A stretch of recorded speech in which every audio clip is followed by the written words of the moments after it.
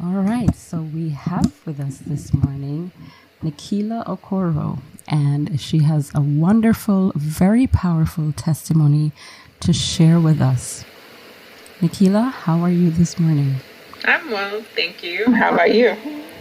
I'm doing well, praise the Lord. So, tell me a little bit about yourself. I know you were born in Jamaica, so just tell us, the listening audience, what your background was like as a child. Sure. So I grew up in Kingston, Jamaica. I left there when I was 8 and came to the States with my mother. During my time in Jamaica, I spent a lot of time with my grandmother because my mother had to leave to work on our papers to get here in the States. So I was there, for a few years with my grandmother and also my aunts and my cousins.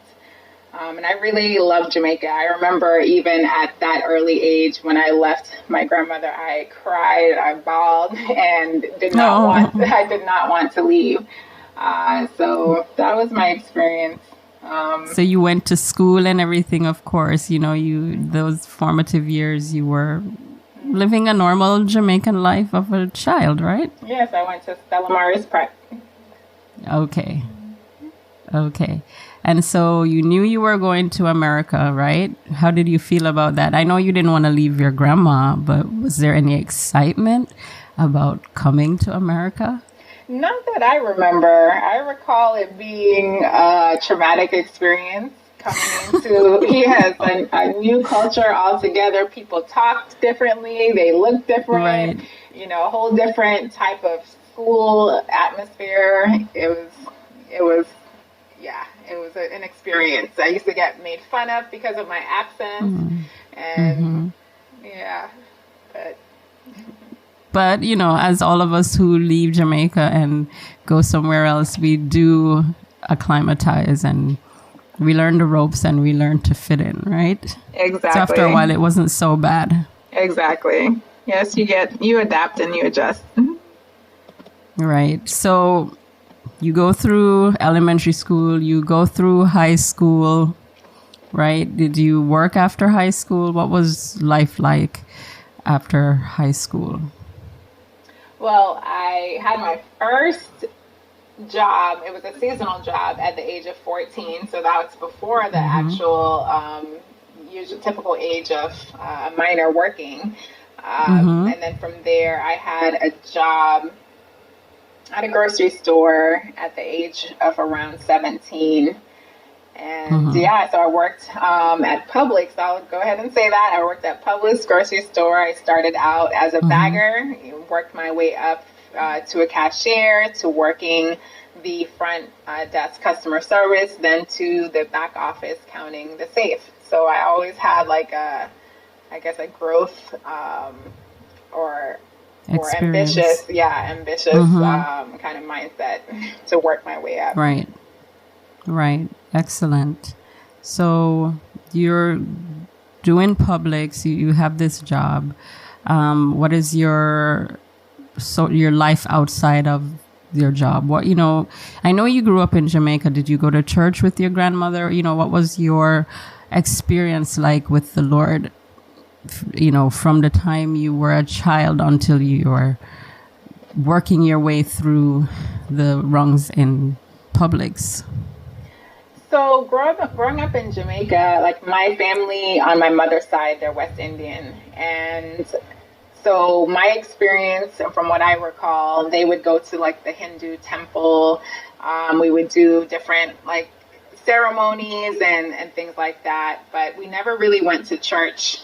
The only experience that I had in terms of Christianity, which is more so Catholicism, was going to the school that I went to, Stella Maris Preparatory School, which is a Catholic-based school. I had nuns. I remember having nuns, and they were not so nice. But I remember a couple times I had to go and get a switch, and was disciplined. Wow. It was one of the days where you were actually allowed to discipline children in schools. But yeah, totally remember those days. Yeah. So, but aside from that, we really didn't have a lot of spiritual or religious experience. When I left Jamaica and came to the States, my mom would go to like Catholic churches occasionally, more so for holidays, special events, things like that. She later converted, I guess, to non-denominational faith. And still, we would just go occasionally. Right. Yeah. So you're just doing the occasional church. You're working your job. You're just, living your life, right? Yes. And then something happens that propels you into a journey where you kind of like hit rock bottom. Tell us about that. So I'll say during my teen years, going to some of those churches, I did get exposed somewhat to the Christian faith. When I was in my late teens, I accepted Jesus, but I didn't really know what that meant. However, I remember in that early infancy stage, I would carry my Bible to Publix and read, the word on my break. I did have an interest in learning about his word.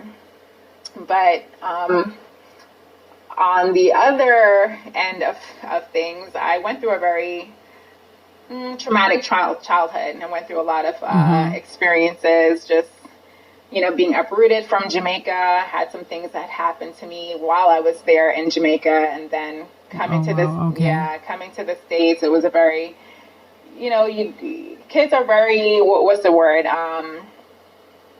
They are able to adapt quickly, but it can be very difficult, especially if you didn't have a stable home life or environment that made you feel secure. It can be traumatic. And so coming to the States, my mom was newly married. I had a stepfather, so that in itself presented a lot of another adjustment. And so I was exposed to a lot in that relationship as well. So difficult childhood, I would say. Okay. So at the point where, I was in my late teens and discovering or had given my life, to Jesus, or accepted him rather, I still didn't know what that meant. And I ended up just going into the world. Some of the things that I did, mistakes that I made me feel like I wasn't worthy enough, to even know God or have a relationship with God. And so I just kind of went out into the world, used to party, used to drink. I was living that lifestyle. Used to dress a certain way that is not ideal. But while I was doing all those things, I still had that aspiration to kind of work and to grow. After that job with Publix, I was able to get a job with an investment firm, and it was one of the major firms in the industry.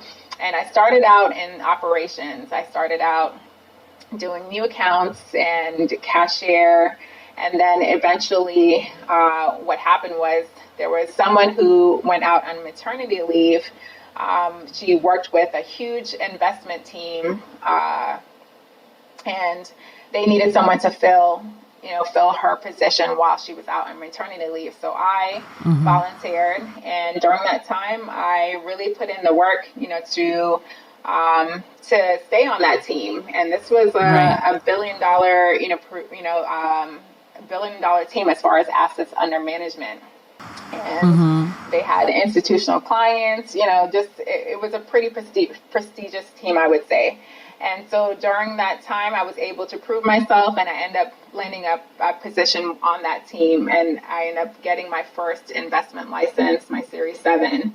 And then from there, I got some other licenses, my Series 66 and so forth. So you had to do some kind of schooling in order to get all these different licenses, right? Well, actually, no, I did not. You can, if you're with a company who sponsors you, and you can hang your licenses with that company, as long as they can. You basically go through the training materials. You go through. You can go through classes, or you can study on your own, which I did. But it can be very challenging. A lot of people do fail these examinations, so.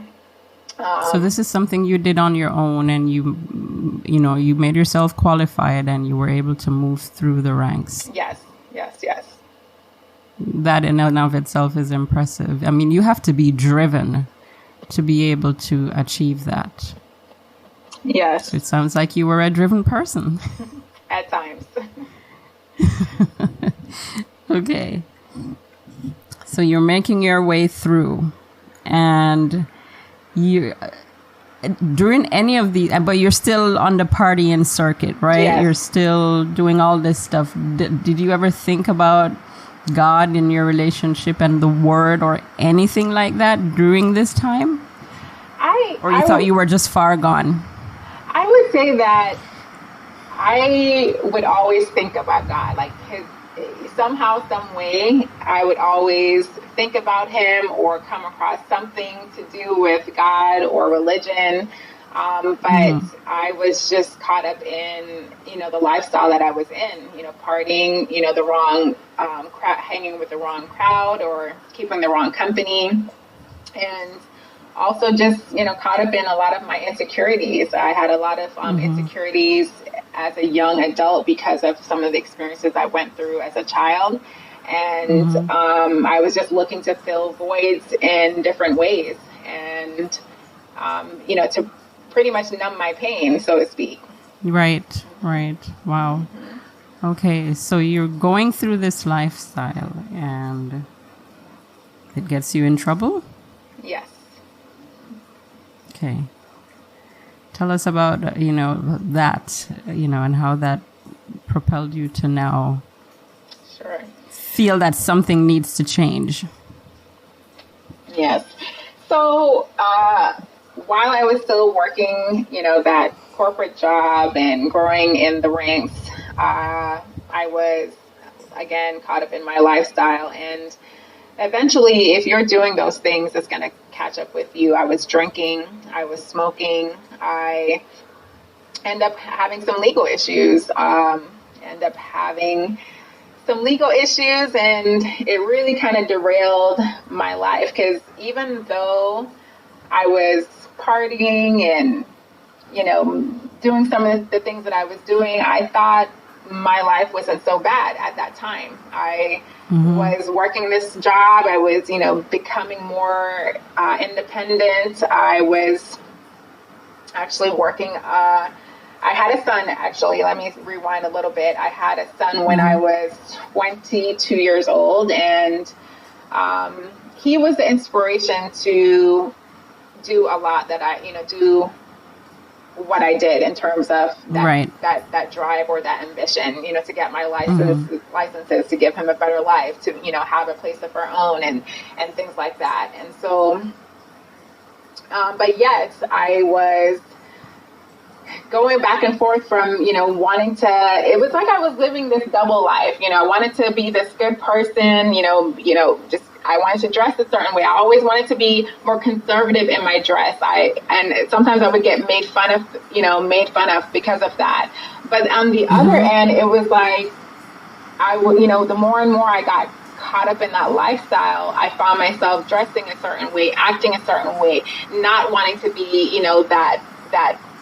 that good person or, that more conservative person. And so it was like this struggle. And anyway, even though I was a mom, I ended up, still getting caught up in my lifestyle of drinking and, partying and things like that. And anyway, so fast forward to the legal issues. I ended up, having trouble around alcohol and, got arrested. And it took a year for the company that I was working for to find out. And when they found out, they fired me. And that was very hard. It was hard pill for me to swallow. Now stick up in. So you were arrested. were you actively trying to hide this from your job because you knew of the repercussions that might follow? I justified it, okay, because with the industry that I'm in, financial services, because of my licenses, I have to do a yearly attestation, a compliance attestation, and the questions around it were more so about financial related questions. Have you committed any, crimes or activities such as money laundering and things like that? Right. And any arrests were also based on money related. Right? Yes, money related. So I justified it, that I did not need to disclose this. And what happened was, to make a long story short, the company I was working for merged with another company. This was around the time of the 2008 financial crisis, and a lot of companies were having to be bailed out. And so new management took over. And what happened was, when I was arrested, I had to call out, and I don't know what I had said at the time, whether I was sick or what. So I don't know. I believe this was truly God. But anyway, a year later, they came back around and said the reason why they were going to terminate me is because when they found out about the arrest, the reason why I had disclosed why I was out during that time was not the real reason, considering that it was because of the arrest. So, yes, and that's what happened. Okay. So you no longer have your job. What is your life like now? Are you able to go find another job? What's going on? Believe me, I tried. So during that time, I pretty much was devastated, to know where my life had gotten. And I did try, because I had a mortgage, I had a house, it was my son and myself, had this 4-2, house in a gated community, driving a pretty decent, car, and had all of these expenses. And I tried to get back into that industry to work, to apply for different companies. I had interviews, and it was like God had closed those doors. And so I was not able to find a job. I end up giving up. I pretty much stopped looking and started to live off my 401k and any investments I had. And I depleted that. I did that for over a year and ended up losing everything because I was just kind of depressed. Like I said, couldn't believe where my life had gotten to, and the legal arrest and being embarrassed and the shame that I brought my family and having to deal with all of those things. I didn't have any desire to continue, and so despite counsel from my family to rent the house out or to sell it, I just did nothing. I tried to, put my head under the sand, so to speak, and ignore everything that was coming at me. Wow. So you pretty much shut down. So yes, after not having my job, things were very trying. I tried to get back out there, interview and apply to get back in the financial services industry, and it was like God had closed all those doors.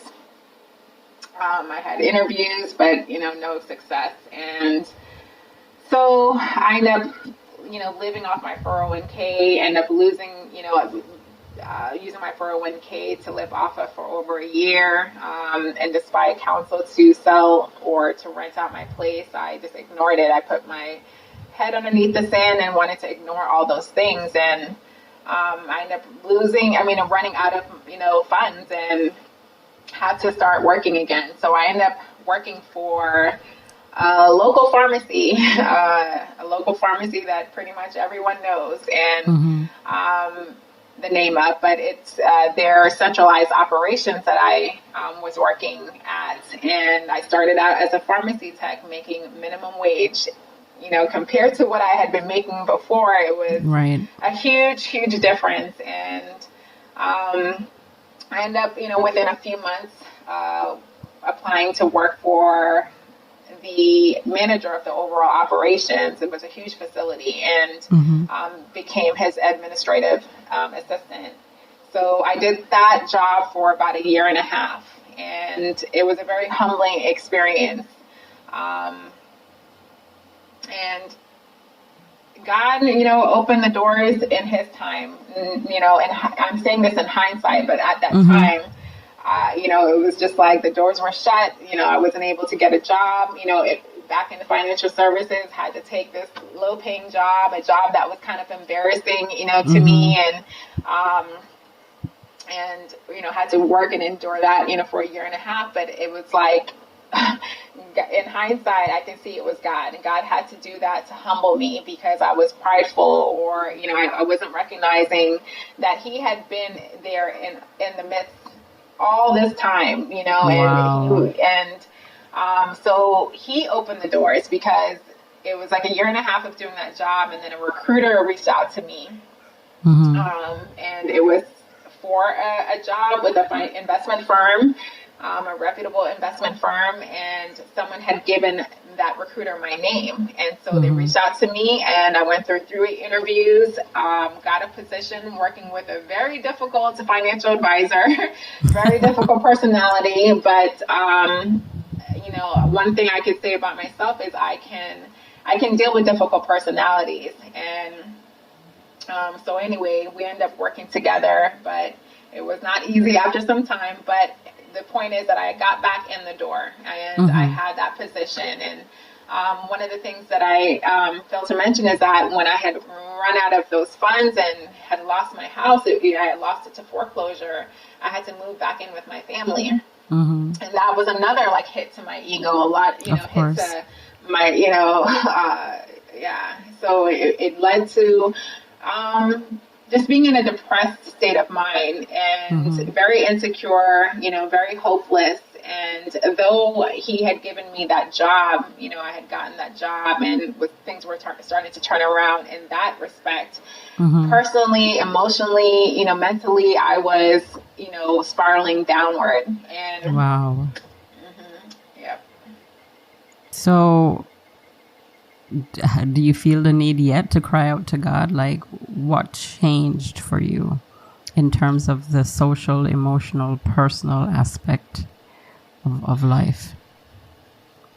Yeah, so I pretty much continued to party. I continued to, to drink and to smoke and things like that. And I got to a point where I pretty much hit rock bottom. I was doing things that I should not have done, while having a job, on my breaks in the morning just to cope. I was doing things that, one should not be doing. And like I said, life kind of hit rock bottom. And the one person who was the Christian in my life was my stepmother.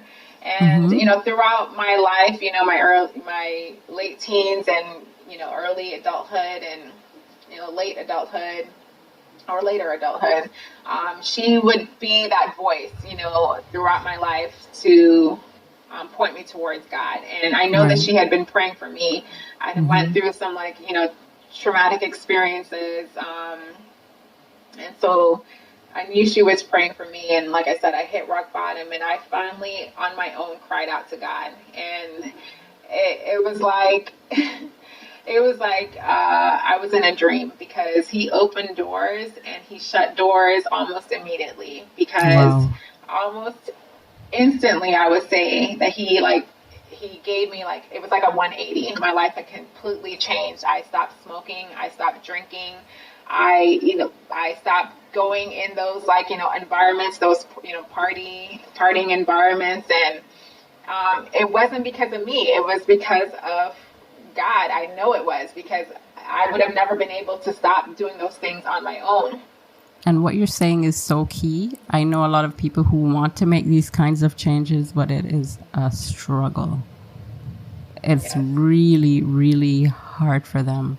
But you're saying this is something that you just completely lost the desire for? Yes. That in and of itself is a miracle. Amen. because I remember it was October 2017. My birthday's October 13th. It was the beginning of October. No, around my birthday, I went to visit my family, my stepmom and my dad in Georgia. This is when I was living in Florida. And I remember, I went there for my birthday, and I think they had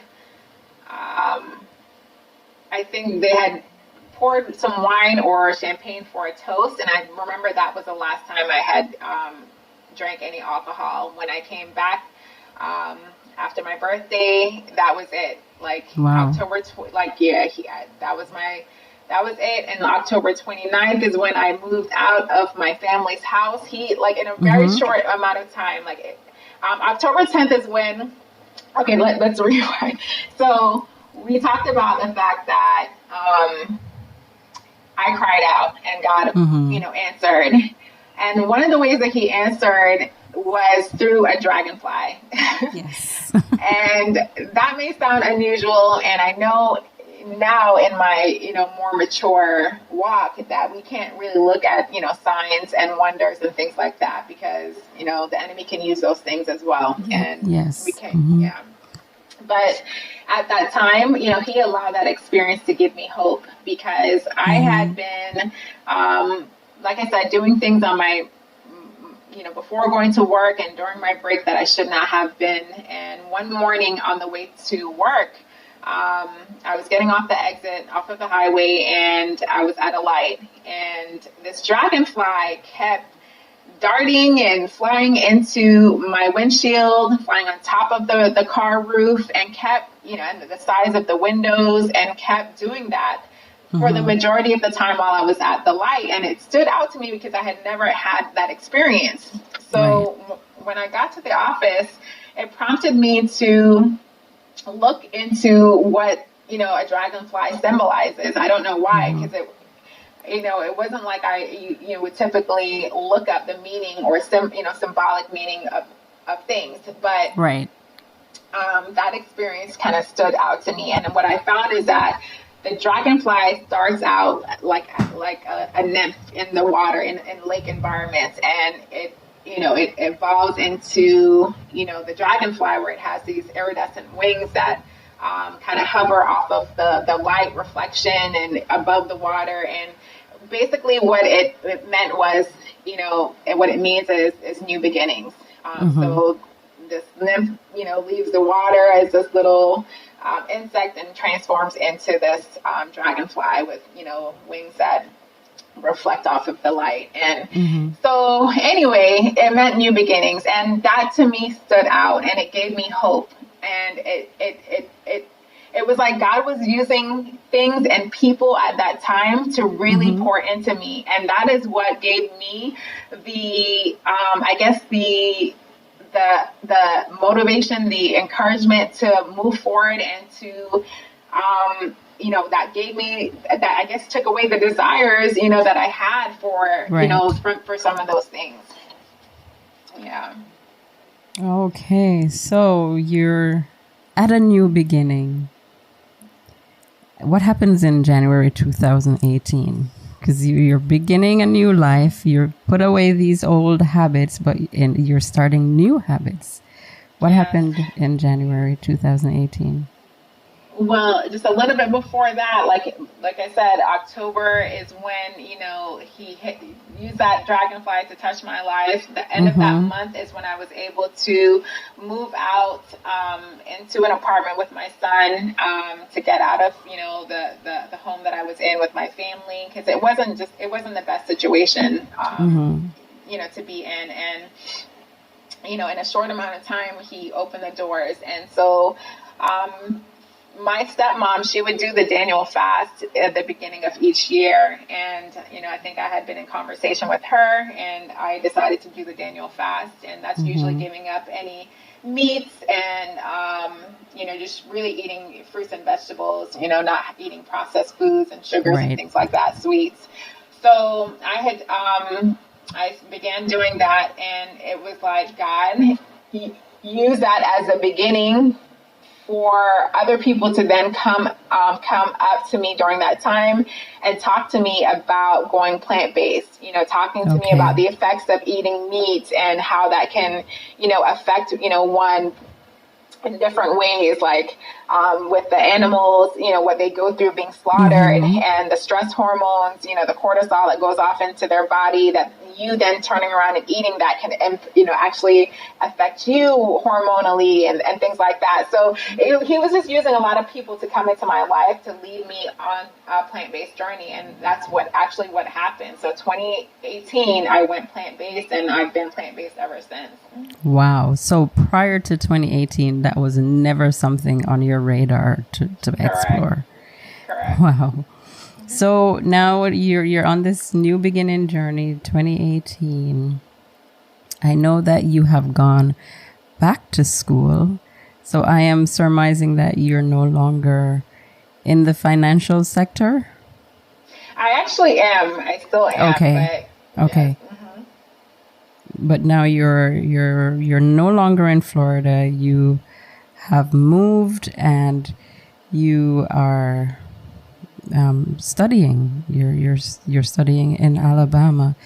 How is your spiritual journey now? I know that you, of course, have matured over time. You have found the Lord in a deeper way, because you said as a young person you gave your life to Christ, but you didn't know what that meant. So now you have an opportunity to give your life to Christ again. Now you know what that means. How did that happen? So, yes, when God touched my life in 2017, and we, my son and I moved out, I began going to a church. The church was called Journey, Journey Christian Church. It was a non-denominational church.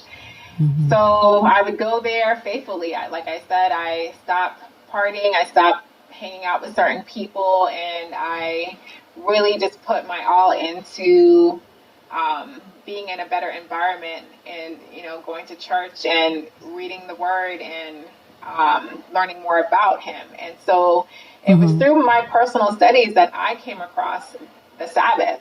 And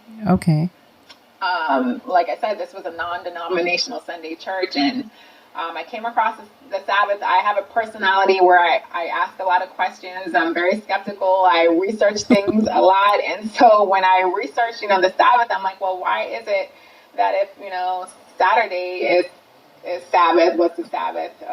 Right. Why are we then having, church on Sundays? And so that was the January 2018 that question came to mind. And then a few months later, like I said, that year that January, I went on a plant-based diet, and I was going to a vegan festival that summer. And at that vegan festival was a church stand, and it was a Seventh-day Adventist church stand. And there at that stand was a lady. I'll just go ahead and say her name, Mrs. Margaret, and she was a Jamaican lady, and she and I spoke briefly. She gave me her contact information. We exchanged contact information, and she gave me some material, and that was it. And so about a month later, I ran into her on my side of town, and it was at a health food store. And so we talked for for actually 40 minutes, and she had to leave because she was on her way to prayer meeting. And so I decided to follow her. She didn't invite me. She didn't know I was going to do this. She got in her car. We both, were leaving at around the same time. And so I decided to follow her. This is interesting. Yes. I went to prayer meeting, and from that point on, I continued going to I went to that same church, that Seventh-day Adventist church, and would go there, each Sabbath. Wow. I can imagine how shocked she was to actually see you show up at prayer meeting. Yes. That is really amazing. So you're learning, you're growing, things are making sense to you, things are lining up for you in your personal Bible study, and you're having a deeper relationship with the Lord, right? That is so wonderful. You know, life takes us all in these different journeys, but God is so faithful. You know, He works with us where we are. And He just uses different things, different people to woo us to Himself. Such a kind gentleman He is. Yes, He is. Because I will say that during that time of attending the Seventh-day Church, I did a Bible study, Amazing Facts, with an elder and his wife, as well as that lady, Mrs. Margaret, for, like I said, a year and a half, and my son as well. And so during that time, that started out, the end of 2018. So 2019, I ended up getting baptized. My son also, a few months later, got baptized, and we went to Oshkosh, in 2019. Pathfinder. And yes, he got involved in Pathfinder, and, so it's like one of the things that God had impressed me about during after 2017 is the verse Joel 22:25, where He will restore the years that the locusts have eaten away. Wow. Because it's like all those years, mind you, I will say my age. Most women don't do that, but I am now 40 years old. When He touched my life, I was 36. I had just turned 36. So up until that point, I lived a very just hopeless life. I was very insecure. I was looking for things to fill certain voids, that could not be filled. And it was at a late, what I consider a late age that God touched my life, or I actually, answered, because in hindsight, I see the ways that He was knocking. I mean, God truly, He was there for me. He protected me. I could have been dead, in my lifestyle. Like I said, I was arrested. I got into a huge car accident. When people saw my car, I remember my stepfather and my mom went to the junkyard where my car was brought to. It had a, nice Volkswagen CC, nice car. And anyway, when they saw the car, and the lady at the junkyard had said, because my family had told them that I was in the hospital, and they said, that they were surprised that the owner was alive, based on the condition of the car. So all those things, I had so many experiences that I can look back and see that His hands were there, in the midst, and He was helping me. And the moment that I actually answered and reached out to Him, He just transformed my life, almost immediately. And it's been a journey for sure. And there's so many little, details that I've missed, that I haven't shared, but how He even used the dragonfly, to touch my life. When I moved into the apartment that my son and I moved into, the street name was Post Lake Place. Okay. Remember I had talked to you about, the dragonfly, how the dragonfly leaves, from a little nymph, from the lake, and, transforms into the dragonfly. So they it's like, Post Lake, Post Lake Place, and it's just so many different things that He used to kind of give me hope and, and really encourage me to continue on this journey, because it hasn't been easy. It wasn't always a bed of roses. There was a lot of ugly things that I had to face and see about myself, and, relationships that had to be restored, and so many different things of, going on this Christian journey. It's not easy, but for sure He has restored the years that, the locusts had eaten away, because there were, that was a prime time of my life, and this was a later stage, if you will, to be given a new beginning. But to me, these are the best years that I've had, Oh, that is so beautiful. Yeah. Beautiful. And that verse, I had to go look it up because I've heard it before, but it's been a while. And it's so beautiful. That there in and of itself is a promise. I will restore to you the years that the locusts have eaten. It's never too late for God to work in our lives, and he's there just listening to you. He was there all along. You just had to accept him, accept that outstretched arm. So what would you like to share with the listeners? What would you like them to take away from your journey? I would say never to give up hope, because if he did it for me, I know he can do it for anyone else. Yes. He loves us all so much, and it's just never too late. Oftentimes we may look at people and think, okay, look at their life. Wow. Look at them. There's no hope for that person. Yeah. They're always going to be like X, Y, Z. But God doesn't look at he doesn't look at us like that. He loves us, and he wants to give us life and life more abundantly. And, the moment that we realize, who God is and how much he's loved us, because that's been what, truly keeps me continuing to see what he took me from, how he transformed me, how he changed things. That is true love. He showed me love for the first time. And wow. Excuse me. And so, just never look at someone like it's too late.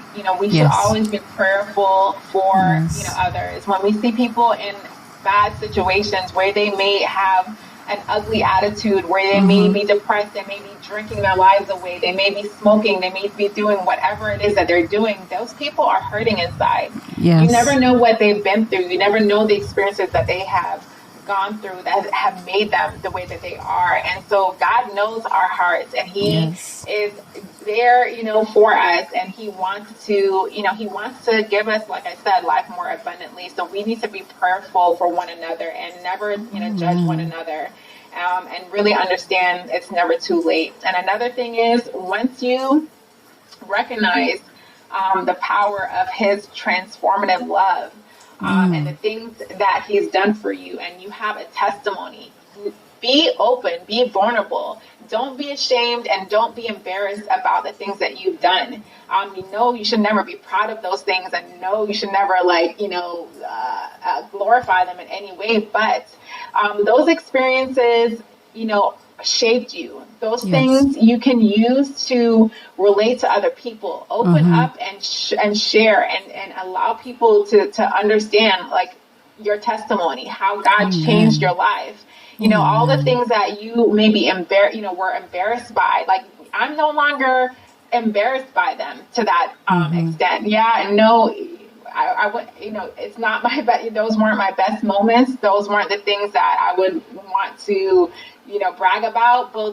But those things, God took me from. He delivered me from them, and I've overcome them. He gave me the victory in his, in his love. And so that I can use to help other people. I can share with other people, and they can relate, and they can see, okay, if God did it for you, he can do it for me. And this is all about giving people hope, and, and also, being loving towards one another. It's easy to be hardened by those experiences, and that's what God did. I was hardened by those experiences, but he, if you allow him, he will transform your heart and make you, give you that soft heart, that heart that is willing to be used by him. Amen. Amen. So beautiful. Such beautiful words of wisdom, beautiful words of encouragement. Nikila, we thank you so, so much.